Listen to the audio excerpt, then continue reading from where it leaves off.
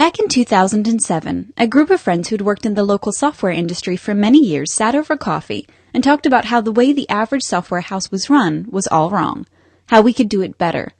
There were a couple of observable trends we saw that we wanted to fix. 30% or so attrition rate. That means every 3 years or so, your company was brand new. Your best staff had left the company, usually the country, and you were left with new talent you had to spend time on retraining.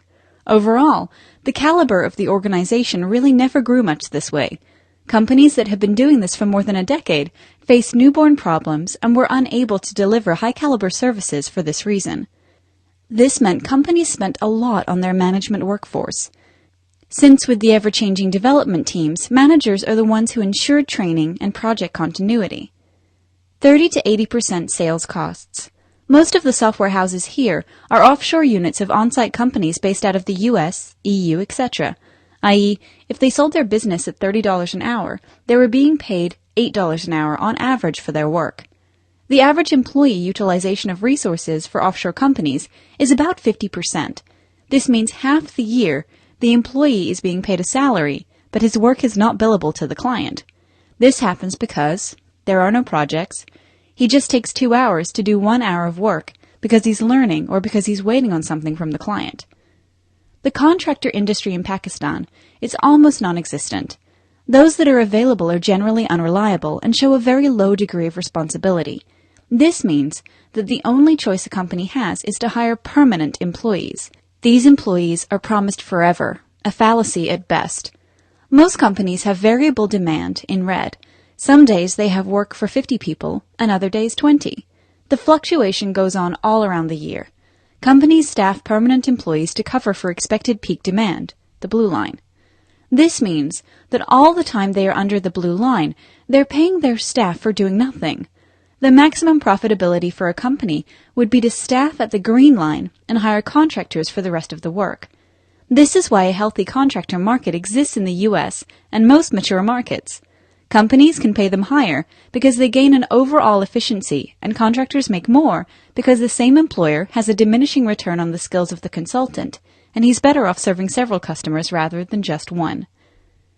So the concept of allied consultants was born, an employee-owned company of really good technologists who really love what they do and get paid really well to do it. Our goal was to come up with a sustainable model to double the average income a consultant can earn. 5 years in business, 15 current clients, and some 60-odd projects delivered. I think we've got it.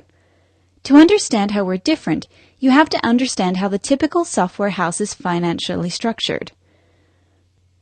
For every $100 a company earns, about $30 goes to the sales guy for bringing this work in. This is generally higher than this because the key salesperson is also the owner of the company, so there's really no consequence or accountability to taking this any higher. About 30% goes to your company's VPs, directors, managers, TLs. These are your best paid lot, usually required because of language issues in the people working under them, and to presumably maintain control in the organization. Another 10% or so goes to testers, analysts, etc., who support the core development staff along with administrative overheads, like your building, the electricity, and whatnot. What you're left with is some money you can give to you or to your developers. Of course, you can't give everything you have left at this stage to the developers since the $100 we started with actually came from a project. You don't always have projects for everyone, so some money is separated out for the bad times for your employees, what we call employee reserves. These reserves are not allocated to any one person in particular, and 90% of the companies have no specific policy mandating them to spend this money on their employees if things go wrong. If large clients run away, the owners can decide to cut their losses and fire people rather than consume this reserve for employees. What you're left with are profits, and in most cases we've seen they're not really that great. So how do we address it? Number 1, the company makes no profit. Any money we make is cycled back to the people who contributed into that revenue. Number 2, T1 or Tier 1s are regular employees. Number 3, T2, Tier 2s, employees take care of managing themselves.